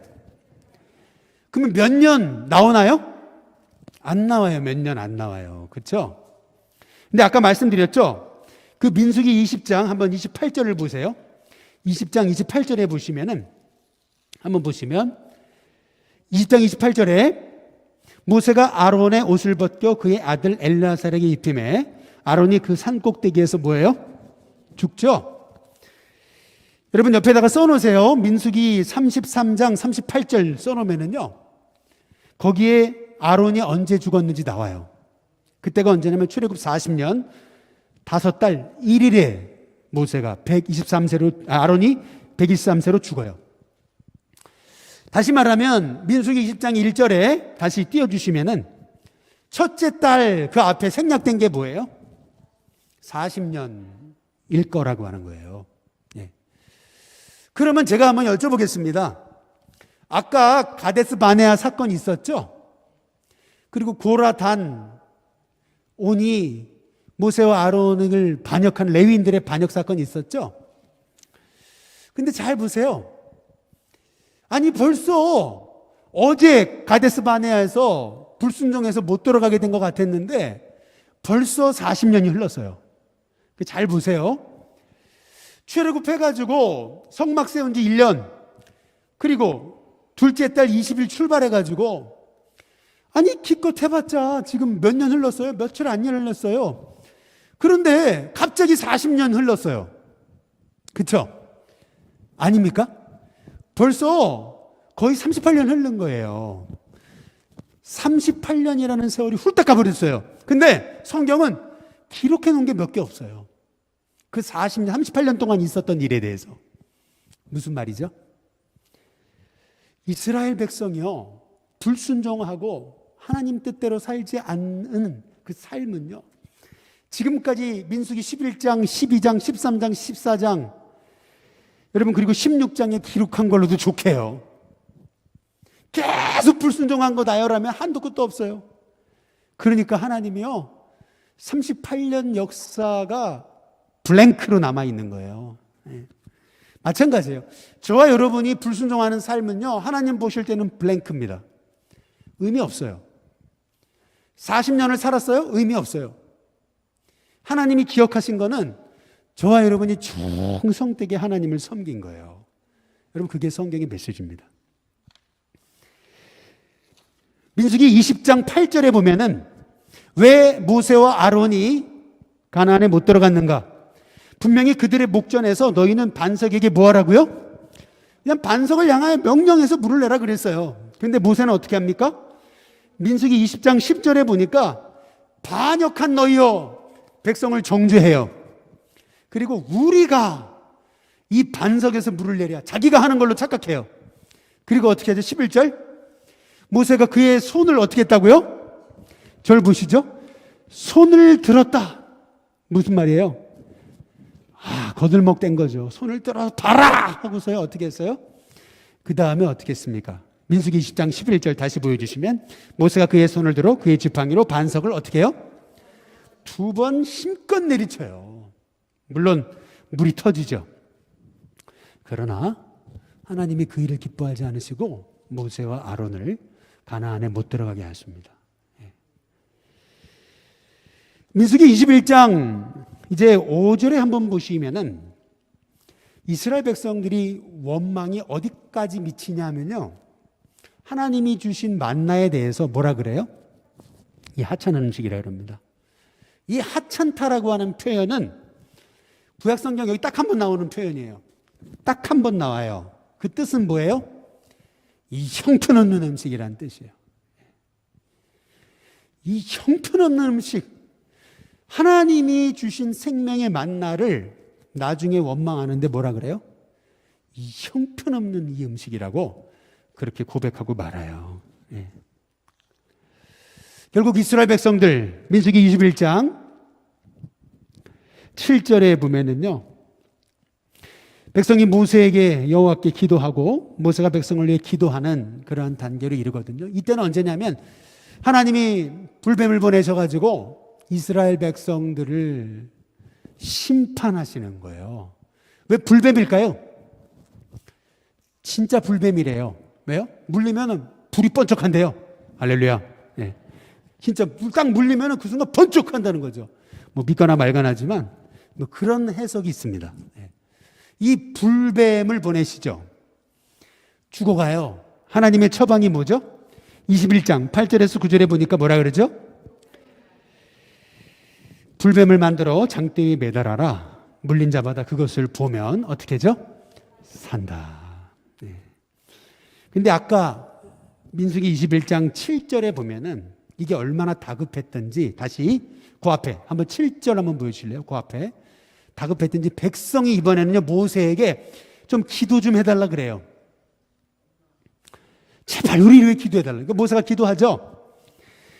그때 하나님이 내리신 처방이 뭐냐면 민수기 21장 다시 8절 9절에 보면 노뱀을 쳐다보면 산다는 거예요. 이게 뭐죠? 요한복음 3장 14절에 15절에 보면 인자도 십자가에 뭐해죠? 들려야 한다는 거예요. 근데 그걸 쳐다보는 자, 바라보는 자 어떻게 되는 거예요? 산다. 하나님이 세상을 이처럼 사랑하사 독생자를 주셨으니 이는 저를 보고 뭐하는 자요? 믿는 자만은 멸망치 않고 영생을 얻게 하려 하십니다. 바로 이 불뱀 사건을 통해서 예수님은 그 장대 위에 매달린 바로 그 불뱀이 바로 자신이라고 얘기하시죠. 다시 말하면 이 불뱀의 사건은 결국 십자가에 죽으실 그 예수님 피, 예수님 바라볼 때 우리가 그 예수님을 바라봄으로 구원을 얻는다고 하는 이 놀라운 복음의 진리를 말씀하고 계시는 것임을 알 수가 있는 거죠.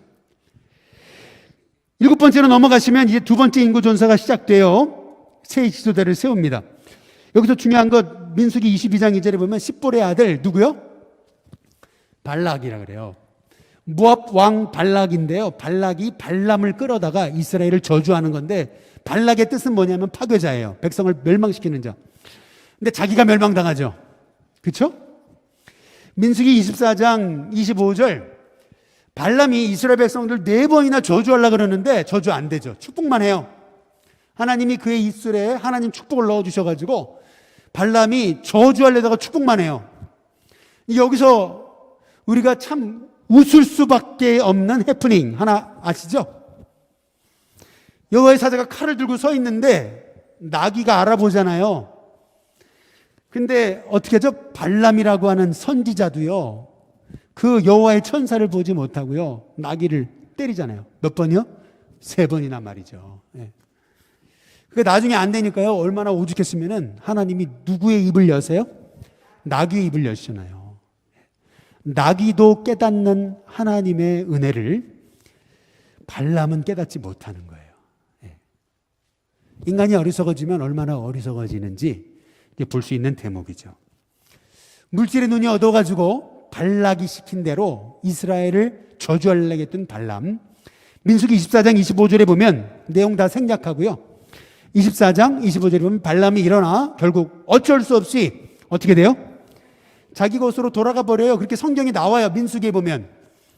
그런데 나중에 찾아보세요. 민수기 31장 16절, 민수기 31장 8절에 보시면은 그 다음에 바알보올 사건이 일어나거든요. 이스라엘이 대백주내잔의 음란을 행해요. 그런데 그 음란의 사건을 사주한 인물이 누구예요? 발람이라고 나와요. 이스라엘 백성들을 꼬드겨가지고 음란으로 무너뜨린 인물이 발람인 것을 알 수 있어요. 결국 발람은 하나님이 결국 이 발람을 심판하시는 것을 이제 볼 수가 있습니다.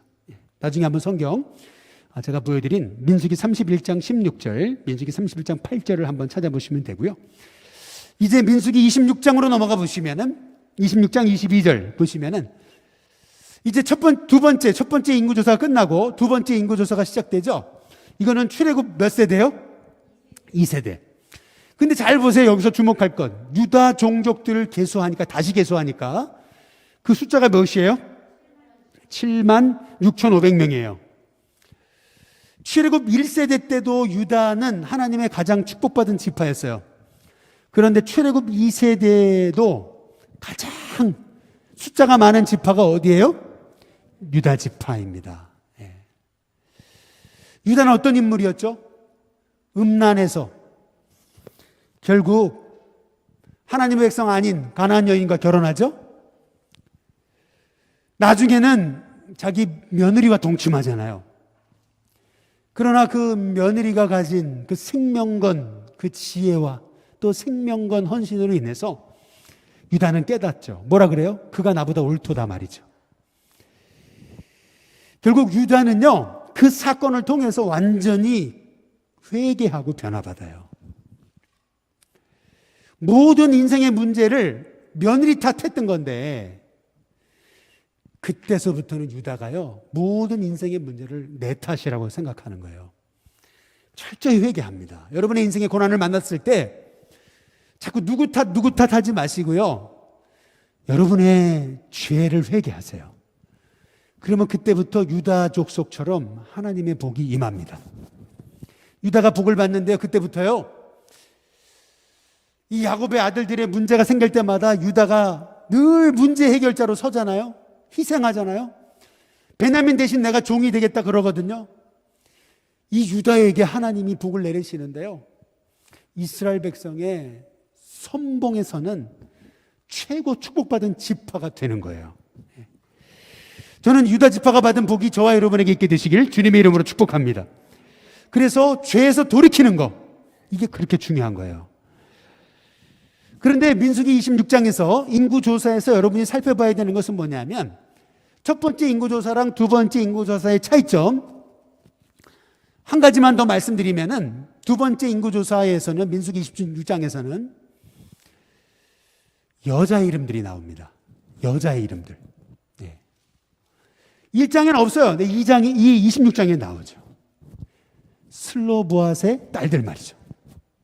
나중에 여러분 좀 설명드릴 기회가 있을 거라고 생각하고 오늘은 못합니다. 그러면 민수기 27장에 이제 보시면은, 이 민수기 27장에서 드디어 이제 출애굽 2세대에 대한 인구조사가 끝나고, 그리고 하나님은 누구를 세우세요? 여호수아를 지도자로 세우세요. 결국 뭐죠? 세대 교체, 새로운 지도자 세우시는 그 하나님의 계획을 보는 건데, 그때 모세가 기도했던 게 있어요. 그게 뭐냐면 27장 17절에 보면은 여호와의 회중이, 그 다음 뭐죠? 목자 없는 양과 같이 되지 않게 하소서. 정말 충성된 지도자가 없다는 것은 그 양들이 목자가 없는 것과 같은 것임을 모세는 알았어요. 근데 하나님께서 그때 하나님이 예비하신 인물이 있는데, 그 사람이 바로 18절에 눈의 아들 누구예요? 여호수아죠. 근데 그에 대한 평가를 보세요. 하나님이 여호수아를 어떻게 평가하세요? 그는 그 안에 뭐가 머무는 자요? 하나님의 영이 머무는 자다.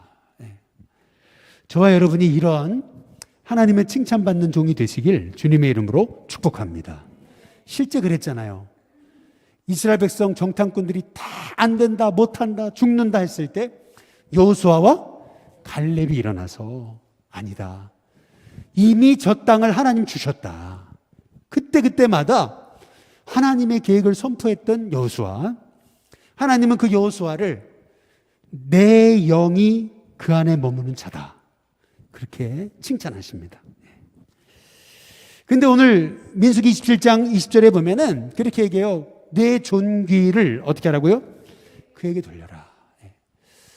철저히 모세가 낮아지고 여호수아를 세워야 된다는 것을 말씀하고 있는 거죠.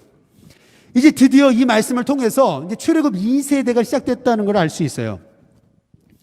그래서 8번째 보면은 이제 요단 동편을 분배하는 하나님의 말씀이 나옵니다. 뭐 다 자세히 설명할 수는 없고요. 요단 동편을 차지했던 지파 루벤, 갓, 므낫세 반 지파예요. 이 반 지파는 게 뭐냐면 정말 반이에요. 반. 그러니까 서쪽에는 두 지파 반이, 이 동쪽에는 두 지파 반이, 그리고 이 가나안 땅에는 아홉 지파 반이 땅을 차지하게 되는 역사에 대해서 이제 말씀하고 계시는 거죠. 근데 이 민수기를 잘 보시면은요, 원래 이스라엘 백성이 동쪽을 차지하려고 했던 게 아니었어요. 오히려 동쪽에 있던 왕들이요, 요단 동편에 있던 왕들이 자기들이 이스라엘 백성이 두려우니까 자기들이 스스로 싸워보겠다고 스스로 내려와요. 스스로 싸움을 걸어옵니다. 그러다가 결국에는 자기들이 이제 죽임을 당하는 일들, 여러분 그것이 다름 아닌 이 민수기의 이 도단 동편을 차지하게 되는 그러한 사건들이 되는 것이거든요. 근데 오늘 여기 민수기 32장 여기 5절과 6절에 보시면은요, 이 루벤, 갓, 므낫세 반 지파가요 그렇게 얘기하죠. 5절에 또 이르되 우리가 만일 당신에게 은혜를 입었으면 이 땅을 당신의 종들에게 그들의 소유를 주시고 우리에게 요단강을 뭐죠? 안 건너면 안 되겠냐고. 그때 6절에 모세가 갓과 루벤 자손에게 얘기합니다. 형제들은 싸우러 가는데 너희는 여기 앉아서 너희들만 복 받으려고. 결국 이스라엘이 이렇게 분열될 위기에 처하게 된 거잖아요. 근데 말이죠, 참 이 모세의 하나님의 종, 또 하나님이 처방을 내리신 거는 뭐냐면요, 요단 동편마저도 이 이스라엘 자손에게 주세요. 루벤, 갓, 므낫세 반 지파에게 주시고, 대신 민수기 32장 17절과 18절에 보시면은 이 땅에 원주민이 있기 때문에 우리 아이들을 그 견고한 성읍에 거주하게 한 후 우리는 무장하고 이스라엘 자손을 그곳으로 인도하기까지 그들의 어떻게 한다고요? 다시 말하면 우리가 요단 동편을 차지하게 된 그러한 축복을 이미 받았으니까 내 자손들, 내 아이들은 성을 지어서 거기에 살게 하고, 대신 우리는 무장하고 이스라엘 자손을 가나안 땅에 정복시킬 때까지 우리들은 그들 앞에 선봉에 서겠다고 얘기해요. 선봉에 서겠다. 그 다음에 18절에 보면은 이스라엘 자손이 각기 기업을 받을 때까지 우리는 집으로 뭐 한다고요? 돌아오지 않겠다. 그리고 뿐만 아니라 19절에 우리는 그 가나안 땅의 기업을 뭐 하지 않겠다고요? 받지 않겠다. 우리는 이미 동편에서 받았잖아요. 그렇죠? 이렇게 결국 공동체가 이렇게 와해되고 분리될 수 있는 상황에서 이기적인 놈들, 니들만 살라고? 니들만 복 받으면 다야? 이렇게 문제 해결하지 않고 공동체가 하나 되는 일을 선택했던 이 하나님의, 이 모세의 지혜, 하나님의 종의 지혜를 우리가 살펴볼 수 있는 거거든요. 다시 민수기 32장 17절에 18절에 보시면은 참고라고 해놨죠? 다시 앞에 PPT 한번 보여줘 보실래요? 민수기 32장 17절에서 18절.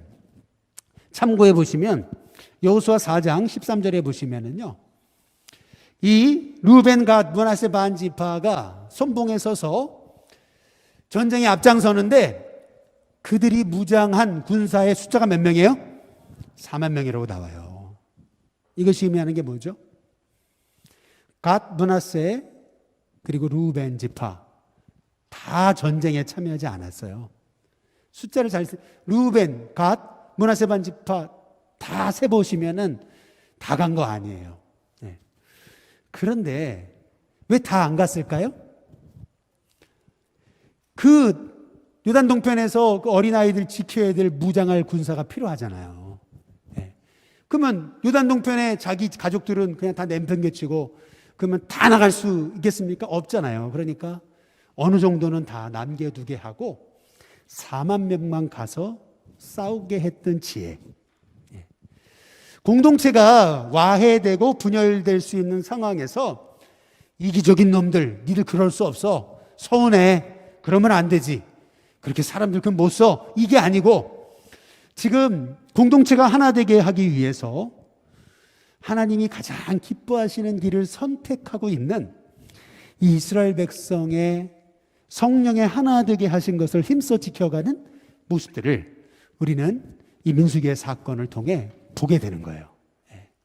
언제나 공동체는 이렇게 뜻하지 않는 곳에서 와해되고 분열될 수 있어요.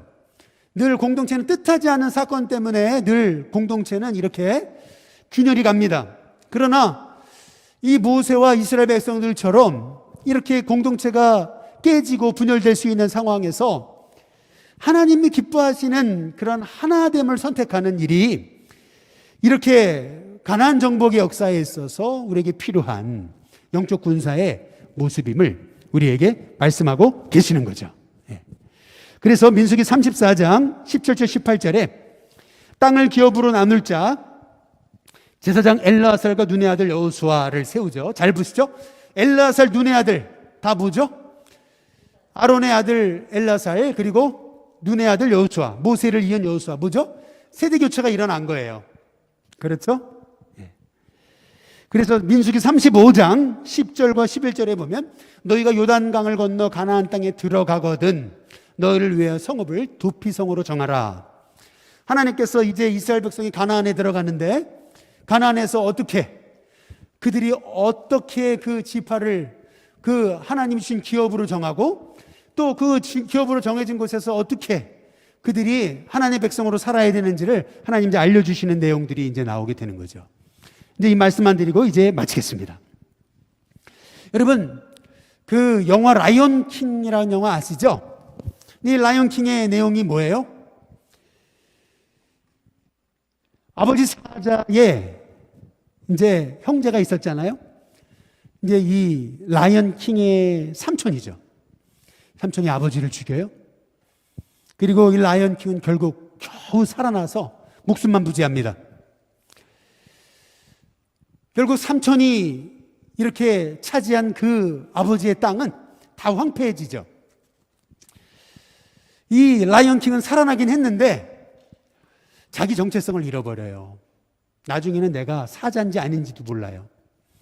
그때 충성스러운 신하였던 원숭이가 이 아들 사자에게 찾아와가지고 얘기해요. 아버지가 살아있다고. 아버지 사자가 살아있다고. 그때 이 라이언 킹은 얘기합니다. 아니 내가 돌아가시는 거 봤는데 거짓말하지 말라고.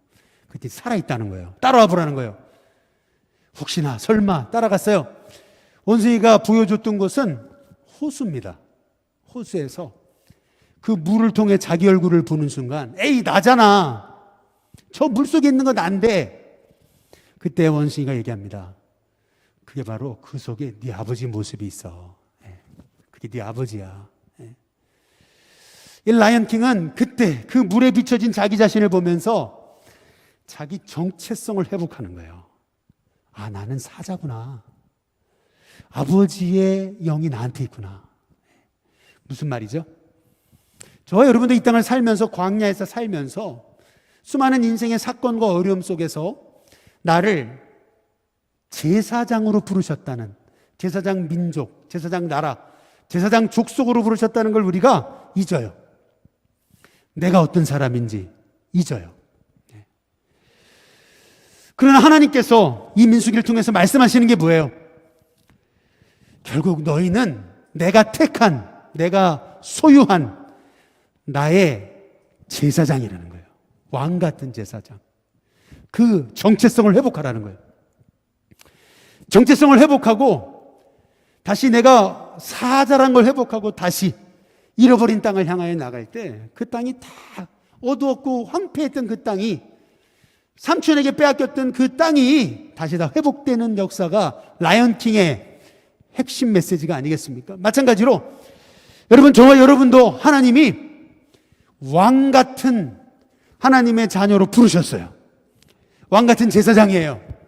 여러분, 그 하나님의 부르심, 그 사명 여러분 잊지 마시고, 나를 왕 같은 제사장으로 부르셔서 나를 통해서 이루어 가시는 그 하나님의 역사, 그렇게 이스라엘 백성 출애굽 1세대가 원망하고 원망해도 하나님 포기하지 않으시잖아요.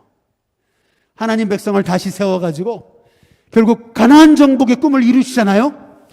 마찬가지로 저와 여러분 부르신 분은 하나님이십니다. 그 하나님이 저와 여러분을 통해서 하나님의 꿈과 역사를 이루실 것이고, 저희들이 달려가다 못 달려간 거, 우리 다음 세대, 우리 자녀 세대, 반드시 이 자녀 세대를 통하여 하나님의 뜻을 이루어 가실 줄로 믿습니다. 그 꿈 꾸면서 나를 하나님의 왕 같은 제사장으로 부르신 그 하나님의 은혜에 감사하면서 믿음으로 승리하는 저와 여러분이 다 되시기를 주님의 이름으로 축복합니다. 오늘 이 시간 우리 같이 우리 찬송과 함께 찬양 부르겠습니다. 찬송가 우리 357장 함께 찬양하면서